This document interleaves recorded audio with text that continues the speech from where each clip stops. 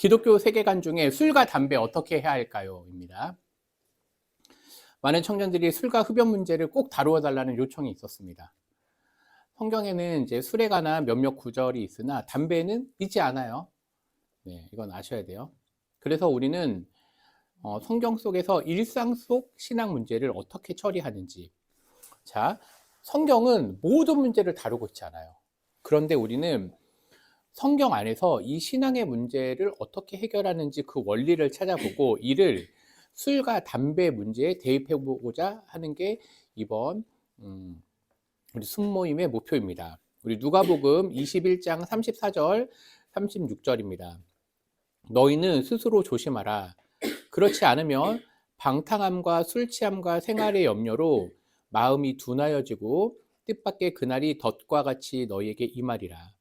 이러므로 너희는 장차 올 이 모든 일을 능히 피하고 인자 앞에 서도록 항상 기도하며 깨어 있으라 하시니라. 지금 예수님께서 얘기하시기를 우리가 이제 조심하지 않으면, 말씀대로 살지 않으면 어떻게 된다는 거예요? 방탕함과 술 취함과 생활의 염려로 산다는 거예요. 이제 제가 이 구절을 뽑은 이유를 아시겠죠? 우리가 주님께 집중하지 않으면 술과 담배라는 이런 문제는 방탕함과 술 취함과 생활의 염려와 연관이 있다고 저는 본 거예요. 그러면 이 방탕함과 술 취함과 생활의 염려를 이기려면 어떻게 해야 되죠? 라고 할 때 항상 기도하며 깨어 있으라는 거예요. 자, 그러면 이거를 누가복음에서만 얘기하는가? 그렇지 않아요. 이제 또 다른 구절입니다. 첫 번째는 교회의 덕을 세우라는 주제로 한번 볼게요. 크게 세 가지인데 첫 번째는 고린도전서 8장이에요. 고린도전서의 특징은 뭐냐면요. 고린도는 고린도 도시, 그러니까 고린도 시티라고 하는 도시가 있죠. 근데 거기는 어떤 도시였냐면 지금 우리로 따지면 오늘날 되게 발달된 곳이에요. 그리고 그 발달된 곳에 있으니까 문화가 발달되니까 뭐예요? 성경의 말씀대로 살기가 어려워. 그런데 특히 이분들이 유대인이 아니고 이방인들이에요. 그러니까 이방인들이 자기 삶으로 살다가 이제 신앙을 믿게 되니까 계속 여러 문제가 걸리는 거예요. 그래서 뭐 7장에는 결혼에 관하여. 그래서 이 7장을 다루면서 뒷부분에는 이제 독신에 관련된 얘기도 잠깐 있고요. 또 8장에는 우상의 재물에 관하여라고 하는 이 주제를 물어본 거예요. 그래서 지금 바울이 편지를 써서 답변을 하는데 제가 한번 읽어보겠습니다. 고린도전서 8장 1절. 우상의 재물에 대하여는 우리가 다 지식이 있는 줄을 아나.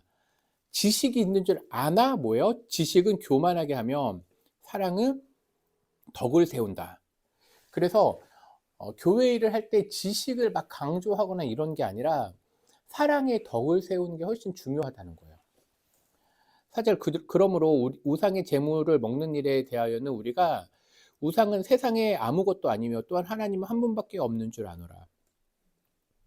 우상은 세상에 아무것도 아니고 또 7절 어떤 이들은 지금까지 우상에 대한 습관이 있어 우상의 제물로 알고 먹는 고로 그들의 양심이 약해지고 더러워지느니라. 음식은 우리를 하나님 앞에 내세우지 못하나니 우리가 먹지 않는다고 해서 즉 우상의 제물을 먹지 않는다고 해서 더 못 사는 것도 아니고 먹는다고 해서 더 잘 사는 것도 아니니라. 그래서 1절부터 8절의 얘기를 핵심으로 요약하면 이거예요. 이제 당시에 이방인들에게도 가르쳤을 때 우상의 제물 먹지 말라고 가르쳤을까요? 안 가르쳤을까요? 당연히 가르쳤죠. 이게 지식적인 거야. 자, 그러면 지식적으로는 이걸 알아야 몰라요? 알고 있단 말이에요. 근데 어떤 사람은 우상이 아무것도 아닌 거, 우상은 우리에게 아무것도 아닌 걸 알고 있어. 그러니까 우상의 재물 먹는 게 자기는 자기 양심에 찔리지 않은 거야. 그러니까 막 먹는 거야. 당시에 고린도는요, 이제 우상을 섬기고 나서 그 우상을 섬긴 음식이 시장에 나왔단 말이에요. 그걸 그냥 자유롭게 먹는 거예요. 자, 근데 여기가 포인트가 아니라 구절은 뭐라고 돼 있어요? 그런즉 너희의 자유가 믿음이 약한 자들에게 걸려 넘어지지 않게 하는 것이 되지 않도록 조심하라. 앞에서는 설명을 했다면 이제 사랑의 덕이 어떤 거냐 구체적인 모습을 보여주는데 이거예요. 내 스스로는 이 음식을 먹든지 안 먹든지 상관이 없어. 쉽게 얘기해서 이거예요. 제가 만약에 술을 먹는다고 쳐보세요. 어떤 술을 먹을까? 꼬냑을 먹는다고 쳐봅시다. 난 안 먹어봤어, 한 번도. 근데 나는 꼬냑을 먹든지 안 먹든지 구원에 대해서는 전혀 상관이 없다는 걸 알고 있어. 제가 토요일 저녁에 너무 기분이 안 좋아서 꼬냑을 한 5잔 마시고 다음날 와서 예배 인도를 하는 거예요. 눈이 살짝 풀렸어. 그리고 와서 애들한테 주님 열심히 믿으세요 하고 조용히 있어요. 이렇게. 아시겠죠? 이렇게 하면 어떨 것 같아요? 사람들이 시험을 당하죠. 목사님 왜 저래? 나도 술 먹어도 되는 거 아닌가? 이제 이 문화가 팽배해지겠죠. 그러니까 뭐라고 하는 거예요? 믿음이 약한 자들에게 걸려 넘어지게 하지 않는 게 좋다는 거예요. 먹을 수 있지만, 그리고 안 먹는 것이 내 신앙에 전혀 구원과 상관이 없지만, 그러나 믿음이 약한 자들에게 걸려 넘어지지 않게 하는 게 조심하라는 거예요. 10절. 지식 있는 내가 우상의 집에 앉아 먹는 것을 누구든지 보면 그 믿음이 약한 자들의 양심이 담력을 얻어 우상의 재물을 너로 인해서 먹지 않게 되겠느냐? 믿음이 약한 자들이 보면 제가 만약에 거기 호프집에 앉아 나는 술을 안 먹지만 옆에 사람들이 다 술을 먹고 있어요. 근데 그걸 누가 지나가다 날 봐. 그럼 어떨 것 같아요? 시험이 들잖아요. 그걸 조심하라는 거예요. 11절. 그러면 내 지식으로 그 믿음이 약한 자가 멸망하나니 그는 그리스도께서 위하여 죽으신 형제가 아니냐. 이같이 너희가 형제에게 죄를 지어. 지금 앞서서 내가 우상잼을 먹는 게 아무것도 아니다. 심지어 죄에 관련해서는 다루지도 않았어. 그런데 11절, 12절에는 뭐라고 그래요? 믿음이 약한 형제가 넘어지게 하는 건 뭐라는 거예요? 그건 죄라고 얘기해요.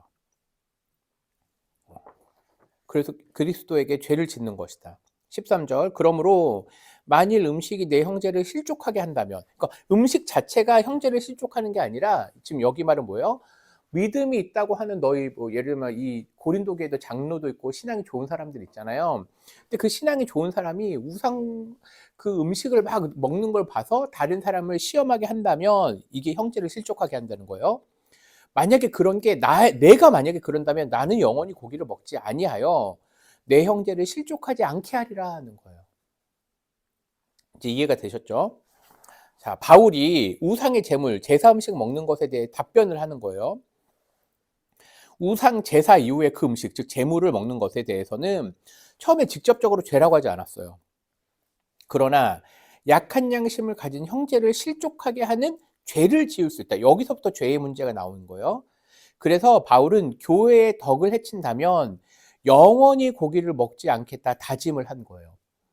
바울은 우상 제물의 고기를 먹어도 자기의 양심과 자기의 구원에 아무 문제가 없는 걸 알고 있어요. 그럼에도 불구하고 믿음이 연약한 자들을 위해서 그걸 하지 않아야 된다? 그럼 자기는 영원히 먹지 않겠다는 거예요. 고린도 전서는 교회의 덕을 우상의 제물뿐만이 아니라 14장 은사에 대해서도 얘기할 때 덕에 관해서 얘기해요. 8장에도 덕이 나오고요. 14장에도 덕이 나와요. 이건 무슨 말이에요? 이제 밑에 있죠. 고린도전서 14장 3절, 4절, 12절. 3절에는 예언하는 자는 사람에게 말하여 덕을 세우며 권면하며 위로하는 것이라. 여기서 말하는 예언은 이 선포와 설교를 얘기하는 거예요. 4절 방언을 말하는 자는 자기의 덕, 자기만을 위한 덕을 세운다면 예언, 즉 선포와 설교하는 자는 교회의 덕을 세우나니 12절 그러므로 너희도 영적인 것을 사모하는 자인즉 교회의 덕을 세우기 위하여 그것이 풍성하기를 구하라. 즉 예언하기를, 말씀 전하기를 구하라는 거예요. 지금 그러니까 바울은 이 고린도전서를 통해서 어떤 게 중요하다는 거예요? 교회의 덕을 세우는 게 너무너무 중요하다고 얘기를 하는 거예요. 이게 지금 신앙의 문제를 해결하는 과정 가운데 원리라고 했잖아요. 교회의 덕을 세우는 게 중요하구나를 우리는 8장과 14장을 통해서 이제 배우게 된 거예요. 자, 영적 문제인 방언과 예언조차 14장에서 교회의 덕을 기준 삼고 있어요. 앞에서는 우상의 문제라고 하는 일상적인 신앙 문제였다면 이 14장은 영적 문제잖아요. 방언과 예언은. 근데 이것도 교회의 덕을 기준으로 삼는 거예요. 그럼 우리도 어떤 걸 놓고 살아라는 거예요? 교회의 덕을 놓고 살라고 얘기하는 거예요. 자, 이것이 우리가 찾은 첫 번째 원리로 술과 담배 문제도 교회의 덕을 세우는 것을 원리로 삼아야 돼요. 자, 그러면 무슨 말이에요? 교회의 덕을 세우기 위해서는 어떻게 해야 될까요? 술하고 담배 하라는 거예요, 말라는 거예요? 하지 말라는 거예요. 오늘 이제 중학교 애들 이제 입교를 합니다. 중학교 아이들 입교를 하면은 이제 앞에 학습이 있어요. 근데 학습에서 뭘 다뤄요? 예를 들면 미신에 관한 거, 그다음 우상 숭배하지 말 것, 술 하지 말 것, 이런 것들을 쭉 기본적으로 해요. 이제 오늘날 우리로 따지면 뭐 미신이나 이제 점 보는 거, 이제 뭐 사실 요즘에 좀 점집에 가봤나요? 안 가봤죠? 나는 점집이 우리 앞에보다 예전에 배달할 때 점집도 갔거든. 자, 그러면 가면은 이상해. 느낌이 좀 이상한데, 이제 오늘날은 점집 같은 게 뭐가 있냐면 타로, 그 다음에 뭐 운세 보는 거, 이런 거, 뭐 이렇게 어플로나 이런 거 뜨잖아요. 나는 아예 쳐다도 안 보거든. 그러니까 그런 거조차 하지 말라는 거야. 우리가 하나님을 순결하게 사는 것. 근데 이거는 왜 그러냐면, 스가랴나 예레미야서를 보면요, 거짓 선지자들이 나오는데, 그 거짓 선지자들이 항상 하는 게 뭐냐면 점괘를 하는 거예요. 점괘. 그러니까 그거는 오늘날도 있고 옛날에도 있고 심지어 주님이 오시는 날까지 있을 거야. 계속 그 문제가 있을 거야. 그러니까 그런 거 하지 말라는 거. 자, 그러면 교회의 덕을 세우기 위해서 내가 할 수 있는 건 무엇인가요? 이게 실제로 이제 여러분들은 그래 어릴 때부터 교회를 다니거나 이런 분들은 사실 잘 이런 거에 대해서 크게 안 와닿을 수도 있는데, 예수님을 간 믿거나 아직 뭐랄까 이런 거에 대해서 개념이 없는, 뭐 예를 들면 오늘날 따지면 할로윈 같은 거, 이제 우리 아이들한테는 제가 맨날 얘기해요. 우리 집은 할로윈 안 지켜. 근데 이제 뭐 어린이집에서 한다 뭐 한다, 아 그래 그런 거는 참여를 하지만 항상 똑같은 얘기예요. 우리 교회는 그런, 우리 집은 그런 거 안 믿어. 왜냐면 할로윈 같은 경우에는 이제 이게 사실은 이제 사단 마귀를 섬기는 그런 문화 중에 하나예요. 도리어 10월 30일은요, 교회력으로 따지면 종교개혁의 날이에요. 마틴 루터가 비텐베르크 성당에 이제 95개 반박문을 붙이거든요. 우린 도리어 그런 걸 지켜야 되는데, 원래 유럽이 이걸 지켜왔어요. 몇백 년간. 근데 이제 할로윈이 치고 올라와서 이게 완전 뒤집어진 거야. 그래서 이런 것들. 그러니까 교회의 덕을 세운다는 건 이런 거예요. 예를 들면, 뭐랄까, 뭐, 산타도 너무 강조를 안 하는 것도 좋은 예일 수도 있어요. 원래 산타라고 하는 게 어떤 말이죠? 산타가 세인트에서 온 말이야, 세인트. 세인트가 뭐야? 성자, 성인 뭐 이런 거잖아요. 거기서 온 말이에요. 그러니까 이제 그런 말들이 오면서, 네. 자, 그래서 고린도전서 6장 12절 같이 한번 읽겠습니다. 시작. 모든 것이 내게 가하나 다 유익한 것이 아니요 모든 것이 내게 가하나 내가 무엇이든지 얽매이지 아니하리라. 네. 그래서 신앙생활을 할 때 우리가 혼자 신앙생활하는 게 익숙한데 그렇지 않아요. 우리는 모든 걸 할 수 있지만 다 유익한 게 아니기 때문에, 그래서 신앙의 양심을 따라 내가 안 하는 거예요. 할 수 있지만 안 하는 거. 예를 들면 내가 신앙의 양심에 의거하기 때문에 누가 보지 않고 이것이 신앙에 큰 뭐 위배되는 건 아니지만, 뭐가 있을까? 예를 들면 지나가다가 쓰레기를 줍는다. 그건 뭐 신앙하고 전혀 상관이 없을 수 있잖아요. 근데 내가 그렇게 하나님 뜻대로 살아가는 거예요. 자, 넘어가겠습니다. 이제 사실은 앞에는 간단하고 2번, 3번이 이제 중요한 거겠죠. 두 번째는요, 우리의 정체성이 되게 중요해요. 우리의 정체성. 그러니까 왜 술과 담배 문제, 이런 신앙의 문제, 이거는 사실은 술과 담배 문제지만 또 하나는 성적인 문제도 포함되어 있어. 원리가 다 똑같아. 예. 자, 우리의 정체성. 술 취하지 말라. 이는 방탕한 것이니 오직 성령으로 충만함을 받으라. 무엇 하지 말라 중에 대표적인 게 술 취하지 말라. 그럼 이렇게 얘기해요. 술만 안 취하면 되죠? 라고 하는데 그게 아니에요. 방탕한 것이 성령을 위배하는 거예요. 이게 우리의 정체성하고 연관이 돼 있어요. 성도, 이 세인트라고 하는 말은 술이 아닌 성령의 충만함을 구해야 돼요. 자, 성령의 충만함을 구하려면 예를 들면 이거요. 교회 밖에서 담배를 한 10분간 피고 들어와서 여기 와서 기도에 열심히 참석해. 성령의 충만함을 구할 수 있는가? 그럼 이제 또 조심스러운 게 있어요. 예를 들면 처음 신앙을 믿거나 연약한 사람들이 이럴 때 어떻게 해야 되죠? 그건 3번에서 다룰 거예요. 먼저 우리는 큰 원리와 원칙을 나한테 적용을 하고 그 다음에 다른 사람을 돌보는 거예요. 일단 우리는 성령의 충만함을 구하고, 방탕함, 술 취함과 생활의 염려 대신에 항상 기도하며 깨어 있어야 돼요. 항상 기도하고 깨어 있으려면 뭘 해야 돼요? 악한 걸 안 하는 거나 방탕한 생활을 안 해야 돼요. 방탕한 생활을 하면서 선한 걸 구하기가 너무 어려워. 그건 사실 이율배반적인 거예요. 그러니까 성령의 충만함을 구하고 항상 기도하고 깨어 있어야 된다는 건 주님의 명령이에요. 성도인 우리는 구원받은 하나님 나라 백성이죠. 이러한 정체성에 맞는 삶의 모습과 태도가 필요해요. 이게 뭐냐면 순종해야 된다는 거예요. 오늘날 우리는 순복해라, 순종해라, 복종해라 라는 말을 안 좋아하는 시대에 살아갔어. 안 좋아해. 나도 안 좋아하고 여러분도 안 좋아할 거야. 예를 들면 제가 여러분들한테, 여러분 목사님 말씀에 복종해야 돼요. 너나 잘하세요 이렇게 얘기한다고 다들 안 한다니까. 여러분들한테 보세요. 성경에 뭐라고 그랬어요? 배우자, 그러니까 이제 아내는 남편에게 뭐 하라고 그래요? 순종, 복종하라는 뜻이야, 결과적인 건. 근데 오늘날 안 그렇다고. 그러니까 우리는 죄성이 있음을 우리가 또 알아야 돼. 그렇지만 성경 말씀이 무엇인지 알아야 되기 때문에 계속 이걸 강조를 하는 거예요. 고린도전서 3장과 6장 아주 중요한 장이에요. 한번 보겠습니다. 3장 16절. 너희는 너희가 하나님의 성전인 것과 하나님의 성령이 너희 안에 계시는 것을 알지 못하느냐. 누구든지 하나님의 성전을 더럽히면 하나님이 그 사람을 멸하시리라. 하나님의 성전은 거룩하니 너희도 그러하니라. 그래서 우상과 또 이것들을 함께 섬길 수 없다는 거 6장에서 얘기하고 있어요. 너희는 믿지 않는 자와 멍에를 함께 매지 말라. 결혼에 관련된 얘기예요. 고린도서 6장. 너희는 믿지 않는 자와 멍에를 함께 매지 마라. 그러니까 처음부터 좋은 남자애가 딱 나타나. 그럼 어떻게 해야 돼? 물어봐야지. 너 예수님 믿어 안 믿어? 야, 너 예수님 안 믿으면 나랑 결혼도 못 해. 근데 얘기했잖아. 자꾸 타협하지 말라니까요. 연애로 타협하지 말라고. 우리는 결혼해야지 연애만 할 거 아니잖아. 예를 들면 의와 불법이 어찌 함께하며 빛과 어둠이 어찌 사귀며 그리스도와 벨리알, 벨리알은 우상 숭배 그 우상의 이름이에요.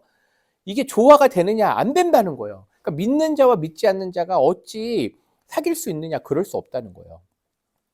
16절 하나님의 성전과 우상이 어찌 일치가 되리요? 우리는 살아계신 하나님의 성전이라. 지금 16절, 17절 이게 3장이나 6장에 사는 게 뭐예요? 우리가 어떤 자들이라고 얘기해요? 우리가 성령을 모시고 있는 자. 우리가 하나님의 성전이라는 거예요. 여러분들 여기 교회에다가 술 부으면 어떨 것 같아? 누가 와가지고 막 술을 막 들이부어. 말이 안 되죠. 그게 술 취함이라고. 우리는 하나님의 성전이라고 얘기하는데. 또 17절에 그러므로 너희는 그들 중에서 나와서 따로 있고 부정한 걸 만지지 말라고까지 얘기하는 거예요. 지금 고린도 도시 안에서 성도들이 살아가는데 그 악한 걸 따르지 말라고 아주 강력하게 얘기하는 거예요. 왜냐하면 이방인이라도 예수님을 믿으면 그들은 하나님의 성전이기 때문에 그래요. 그래서 우리는 하나님의 성전으로 성령을 모시고 살며 거룩함을 추구해야 할 존재들입니다. 우리는 성전을 더럽히거나 부정한 것을 추구하지 않습니다. 앞선 두 가지 원리. 첫 번째, 교회의 덕. 두 번째, 거룩한 하나님 성도인 정체성에 따라 술과 담배를 하지 않는 게 성도의 삶의 원칙이라고 할 수 있어요. 네, 교회의 덕과 거룩한 하나님 나라 성도인 우리는요, 그래서 술과 담배를 안 하는 게 삶의 뭐라고요? 원칙이라고. 이러한 두 가지 원리를 따르는 거는 원리를 찾았잖아요. 그럼 이제 적용을 하는 게 이게 원칙이야. 이거를 절대로 하지 않겠다. 네. 마약하지 않겠다. 뭐 그런 얘기예요. 네. 노 알코올, 노 드럭 얘기했잖아요. 그거 얘기한 거야. 노 시갈렛 얘기했던 거. 그러면 우리가 믿고 있는 바 중에 성화라는 게 무엇이냐? 성화는 하나님의 값없이 주시는 은혜의 사역으로 우리의 전인, 우리의 모든 것이 하나님의 형상으로 새롭게 되는 거예요. 이게 우리 정체성이에요. 점점 죄에 대해서는 죽고 의에 대해서 사는 거예요. 그러니까 술과 담배 문제는 우리가 거룩해지는데 걸림돌이 되면 안 하는 거예요. 당연히 안 하는 거죠. 이것뿐만이겠어요? 술과 담배뿐만이겠어요? 아니죠. 예를 들면 남자친구, 여자친구 만나는데 성적인 문제들이 나타난다. 뭐 예를 들면 뭐 요즘에 이제 포르노나 이런 되게 뭐랄까 그런 되게 야동 뭐 이런 거 관련된 거 이런 거 막 하는 거 이런 거에 대해서 우리를 지키자는 거예요. 근데 그게 뭐예요? 우리가 거룩함으로 가는 거예요. 그래서 이거는 뭐 조심스러운 말이긴 한데 우리가 문화라는 거는 너무 가까울 필요도 없고 너무 멀어질 필요도 없어요. 그 적정선에서 해야 될 필요가 있는 거죠. 좋은 거는 누려야지. 저도 예를 들면 뭐 공부를 한다 이럴 때 유튜브를 보기도 하거든요. 근데 유튜브 자체가 선과 악의 문제가 아닌 거야. 그런데 유튜브는 좋은 것만 있나요? 아닌 것도 있잖아요. 그러면 내가 알아서 조심해야 되지. 그러니까 그게 너무 어려우니까 하지 말라고 얘기를 하는 거죠. 그래서 이런 것들이 있습니다. 그러면 이제 앞에서 얘기했던 우리는 교회의 덕을 세우고 우리의 정체성 때문에 하지 않는데 문제는 뭐냐면 세 번째, 연약한 자들이 우리 가운데 들어온다는 거예요. 이 세 번째, 연약한 자들을 돌보라입니다. 연약한 자들을 돌보라 이거는 새신자 혹은 신앙이 연약한 성도들에게 술과 담배 문제보다 구원이 훨씬 중요한 것이기에 이러한 행동들을 할 때 뭐 해야 돼요? 정죄하지 말고 품고 기도해 주어야 된다는 거예요. 네, 이해했나요? 와서 이제 신앙이 어린애들이 물어볼 거야. 그럼 어떻게 술 때문에 교회 안 올 거예요? 아니야. 그럼 차라리 술 먹더라도 교회 와. 처음에는 그렇게 해도 돼. 그런데 거기서 끝내면 안 되죠. 그렇다고 이것을 매우 가벼운 문제로 인식하도록 해서도 안 돼요. 그러니까 눈치 보는 거 좋은 거라는 거예요. 내가 담배를 펴도 저기서 멀리서 목사님이 오면 담배 끌 줄 아는 게 그것도 사회들도 그렇거든요. 사회도. 근데 그걸 그렇게 가볍지 않게 그럼 어떻게 가야 되느냐?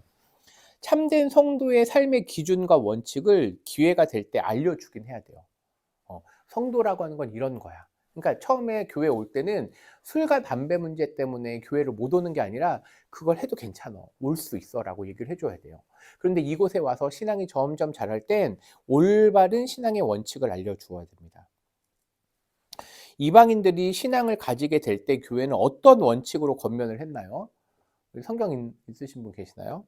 네, 사도행전 15장 20절, 29절, 21장 25절 한번 찾아보겠습니다. 네, 지금 사도행전 책에 3번 등장을 했죠. 지금 이게 다 달랐어요, 같았어요? 순서만 약간 차이가 있지 다 같았죠. 뭐가 있었어요? 첫 번째, 네, 예를 들면 우상제물 먹지 말라. 그러니까 지금 이방인들에게 할례하지 않을 거야. 이방인 이제 할례를 하지 않을 거야. 그런데 최소한의 원칙을 알려줬어요.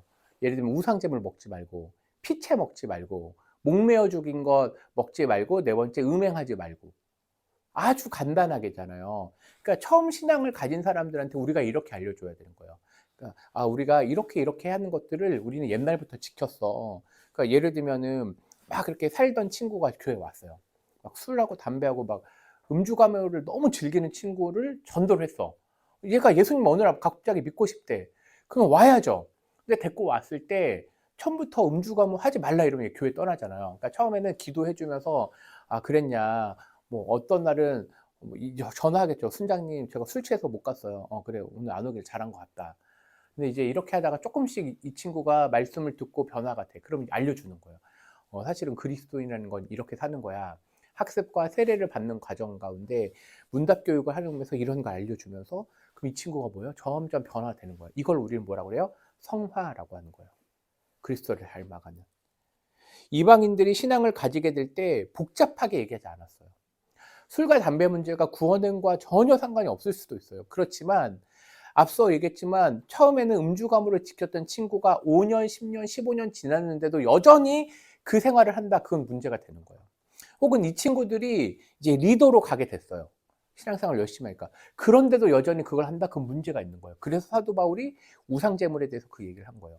그럼 어떻게 해야 돼요? 신앙이 점점 자라면 자랄수록 하나님의 말씀을 알고 성령께서 우리 양심 가운데 교회의 덕과 선한 양심을 따라 살기 위해서 이것들을 하지 않게끔 인도하세요. 그리고 그걸 교회는 가르쳐야 돼요. 그래서 설교를 할 때 이것들을 이렇게 알려주는 게 중요한 거죠. 자, 그러면 이제 읽어보겠습니다. 율법에 의한 정죄보다는 명확한 원칙을 알려주므로 그들에게 성도다움을 가르쳐야 돼요. 이게 바울이 했던 거고 예수님도 그렇게 했고 우리도 역시 해야 될 게 이거예요. 야, 너 그 죄야, 죄 막 이렇게 얘기하지 말라는 거예요. 그 대신 명확한 원칙을 알려줘야 돼요. 예수 그리스도를 믿어 의에 이루고 이후에 거룩한 삶을 추구합니다. 이를 성화라고 합니다. 성도의 삶이 성령의 도우심으로 거룩하게 되어가는 과정, 그 행위를 성화라고 얘기해요. 육체의 옛사람을 죽이고 성령으로 거듭남으로 새 생명의 삶을 추구합니다. 이로써 우리는 점점 하나님께로 가까워지는 게 성화예요. 그러니까 신앙생활을 오래 하면 오래 할수록 어떻게 돼요? 삶이 되게 심플해져요. 심플해져. 제가 이제 얘기했나요? 제가 이제 TV 많이 안 본다고 했잖아요. 이제 왜 그러냐면 TV가 보는 건 죄가 아니야. 볼 수 있어. 누구나 자유롭게 볼 수 있고. 그거는 전혀 우리의 신앙의 양심에 찔리지도 않아. 그런데 제가 TV가 오래 있으니까 그냥 멍하게 너무 많이 보더라고요. 그래서 이제 TV를 없앴죠. 그러니까 좋은 게 뭐냐면 내가 그만큼 뭐 아이들하고도 시간도 보내지만 성경 볼 때도 훨씬 더 집중이 되고, 물론 이제 안타깝게 유튜브로 본다는 단점이 있긴 한데, 어쨌든 저는 이제 그래서 그걸 안 하게 되는 이제 훈련을 하게 되는 거죠. 여러분들도 그럴 수 있다는 거예요. 예를 들면 드라마 다 챙겨 보시는 분들도 있잖아요. 시리즈 다 챙겨 보는 거. 근데 그것도 뭐 그게 신앙하고 연관이 없죠. 그런데 그걸 하면 할수록 뭐예요? 하나님과 가까워지는 시간, 물리적 시간은 줄어들 수밖에 없지. 왜냐면 그 시즌 다 찾아봐야 되니까. 그러니까 우리는 점점 하나님한테 가까워지려면 내가 뭐 해야 되지? 뭘 해야 되지와 또 뭘 안 해야 되지를 알게 되는 거예요. 자, 디모데후서 2장 21절 22절을 우리가 읽으면서 일단 맞춰보도록 하겠습니다. 그러므로 누구든지 이런 것에서 자기를 깨끗하게 하면 귀히 쓰는 그릇이 되어 거룩하고 주인의 쓰심에 합당하며 모든 선한 일에 준비함이 되리라. 또한 너는 청욕의 정욕을 피하고 주를 깨끗한 마음으로 부르는 자들과 함께 의와 믿음과 사랑과 화평을 따르라고 되어 있어요. 바울이 디모데에게 편지를 쓰면서 얘기하는 거예요. 너가 정말로 주님의 귀한 그릇 되기를 소망한다. 그러려면은 뭘 하라는 거예요? 청년의 정욕을 피해야 돼. 그러니까 이 세상에서 좋아하는 것들 있잖아요. 이 세상이 좋아하는 거. 그런 거 하지 말고 깨끗한 마음으로 주님을 자꾸 찾으라는 거예요. 의와 믿음과 사랑과 화평과 이런 걸 따르라는 겁니다. 우선 1차로 우리 그 순모임 교재는 끝내도록 하겠습니다. 구약에서는 이제 그 문신 관련된, 그러니까 타투가 어떻게 보면 문신이잖아요.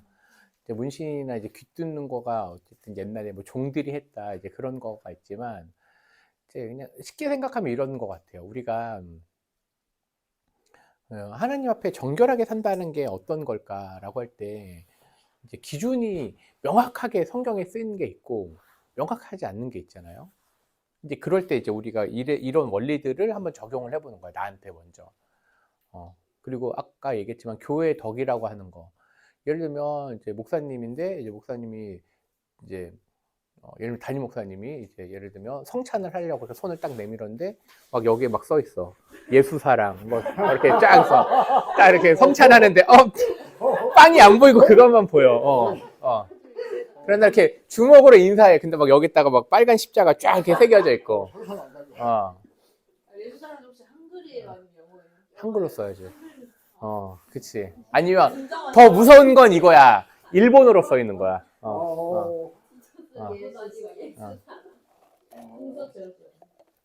그러니까 예를 들면 이런 건 해요. 그러니까 그걸 한 사람을 정죄할 필요는 없어. 그렇지만 나는 어떻게 할 거냐. 나는 어떻게 할 거냐. 왜냐하면 지금 우리 교회의 덕은 대부분 지금 리더들을 놓고 얘기하는 거거든요. 먼저. 그러니까 리더들이 이것 때문에 다른 사람이 시험에 들어. 그럼 어떻게 해요? 안 하는 게 좋은 거죠. 처음 신앙을 믿는 사람들 중에 분명히 한 사람들이 있을 거예요. 그러니까 그 사람들에게 대해서 우리는 받아줘야 될 부분들이 있어요. 제가 예전에 되게 읽었던 책 중에 뜻밖의 사랑이라고 하는 책이 있어요. 그분 이제 제가 여러 번 얘기했던데 이분은 레즈비언이었어. 레즈비언이었는데 어떻게 신앙을 가진 목사님 부부랑 친해진 거예요. 계속 교제를 해왔어. 근데 이 레즈비언이 어떻게 됐느냐? 나중에 가장 보수적인 교회 사모님이 됐어. 그래서 쓴 책이 뜻밖의 사랑이라고 하는 책이에요. 그래서 우리의 숙제는 뭐냐면요. 이런 거죠. 선함과 악함이 분명하게 있는 것이 있고 그렇지 않은 게 있어요. 뭐냐면 우리 모두는 동일하게 뭐예요? 죄인이라는 거예요. 그러니까 내가 누구를 쉽게 정죄하는 게 우리의 속성이야. 그건 나쁜 거야. 예를 들면 우리 교회에 동성연애자가 올 수 있을까요? 올 수 있어야 돼. 그런데 우리는 어떻게? 받아들이기 쉽지가 않아. 실제로 그래요. 자기가 게이라고 레즈비언이라고 얘기를 밝혔는데 딱 들어왔어. 우리 공동체에. 어떻게 할 거야? 누가 담당할 거야? 쉽게 얘기하면. 그럼 나도 여기다 예수사랑 새겨야 되겠다. 근데 그거 나도 쉽지 않거든? 그런데 우리가 뭐예요? 그 분들에게 끊임없는 하나님의 사랑. 그런데 동시에 뭐예요? 하나님의 선함 속에는 하나님의 의로움도 있어요. 그러니까 죄는 죄라고 얘기를 해줘야 돼. 근데 그걸 말하지 않기 때문에 문제인 거예요. 물론 직접적으로 말하는 게 쉽지 않다면 설교와 성경 공부를 통해서 얘기할 수 있어야 되죠. 교회가 교회답다라는 건요. 어떤 의를 분명히 드러내야 되는 순간도 있지만 우리는 그 의를 드러내는 되게 다양한 방법들이 있어요. 되게 다양한 방법들이 있어. 어떤 걸 잘못을 한다거나 할 때 혼내는 방법도 있지만 그를 위해서 계속 기도해 주는 것도 방법이고 또 때로는 이런 나눔을 통해서 나의 아픔을 드러내서 그가 주님 앞에 돌아오게 하는 거. 그래서 이게 그 원리가 동일하게 적용이 될 수 있다고 생각이 들어요. 그러니까 예를 들면 어떤 분이 정말 자기는 결혼을 너무 하고 싶어. 근데 다른 건 너무 다 좋아. 근데 외모가 마음에 안 드는 거야. 외모 딱 그 하나. 성격도 좋고 돈도 많이 벌어. 근데 외모가 안 돼. 그럼 이 사람은 아무리 신앙이 좋아도 엄청난 유혹이 와요. 사실 솔직하게 얘기해서. 그러니까 그게 얘기했잖아요. 그 사람에 대한 거는 우리가 정지를 못하지만 중요한 건 뭐냐. 나는 그래도 이걸 끝까지 지킬 거냐야. 지금 이거의 포인트는요. 내가 어떻게 할 거냐지. 다른 사람에 대해서는 이제 품어주는 게 좀 있어야 되는 부분이죠. 생각해봐. 나 너무나 좋은 사람이고 너무나 성격도 좋고 돈도 잘 벌고 집안도 좋아. 근데 만약에 얼굴 때문에 만약에 결혼을 못해. 그럼 어떨까? 그 사람도 피눈물 흘리면서 산 거거든. 그걸 알게 됐지. 왜 모르겠어. 어, 그러니까 뭐 그런 것들을 보았을 때, 이제 그런 아픔이 있겠구나. 이제 그 부분에 대해서 좀 사실은 안 하면 제일 좋긴 하죠. 그런데 뭐 한다고 하는데 또 뭐라고 그래. 어, 어. 그러니까 되게 아픈 문제야. 그러니까 이 술, 담배는 되게 가볍지만 실제로 아까 얘기했던 뭐 타투 문제나 아니면 뭐 성형이나 이제 점점 이제 그런 문제들이 점점 깊어지잖아요. 그래서 우리가 성경에서 뭐라고 얘기하는지를 항상 찾아야 돼. 그러니까 내 감정, 내 중심이라고 하는 것도 되게 조심스러운 게 이게 어쨌든 이거는 나라고 하는 게 이 판단의 기준이 되지 않게 하려면 성경에서 뭐라고 얘기했지를 계속 찾는 거야, 일부러. 그래서 이 숙제를 나한테는 어떻게 적용하지?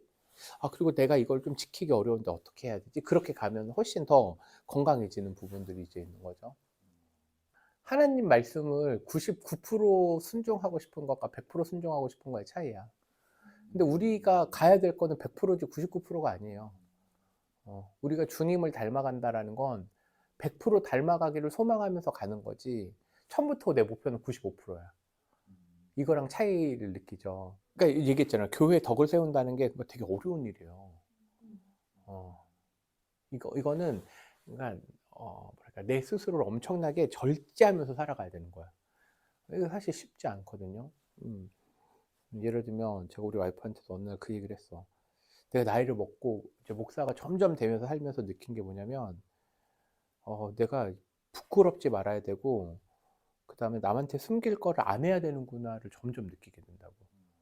누가 있어서 하는 게 아니라 누가 안 보더라도 내가 내가 그냥 일반 사회 용어로 보면 내가 공인에 가까워진 거야. 그냥 이 직책 자체만 가진 것만 해도. 그런데 우리는 그냥 공적인 사람의 문제가 아니라 그리스도인으로 살아가는 거잖아요. 그러니까 예수님이 피값 주고 산 사람으로서 살아가기 위한 건 되게 고귀한 사람이거든. 근데 고귀한 삶을 살기 위해서는 안 해야 되는 게 너무 많은 거야. 근데 그걸 누가 알아줘? 아니야, 안 알아줘. 그런데도 난 그걸 할 거냐 질문해야 돼요. 다른 사람이나 나한테. 에스라서를 보면요. 에스라서의 마지막 부분에 보면 충격적인 게 나와요. 뭐냐면 이방인하고 결혼한 사람은요. 애와 부인을 돌려보냈어. 내가 주님의 순결한 백성이 되기 위해서. 그 정도예요.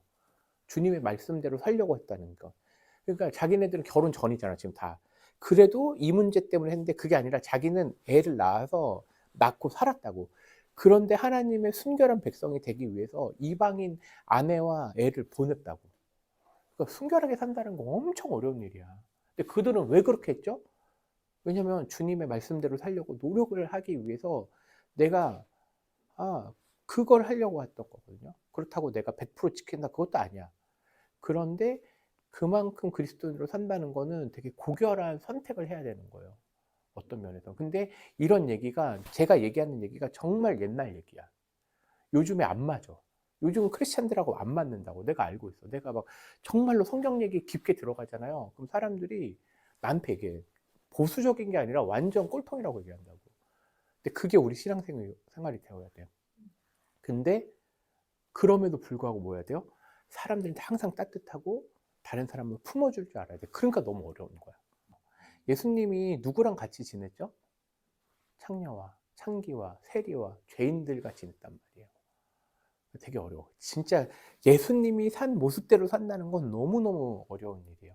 그러니까 우리는 그 정도까지는 못하지만 내 삶 속에서 어떻게 순결하게 살아가야 될지를 고민을 해야 돼요.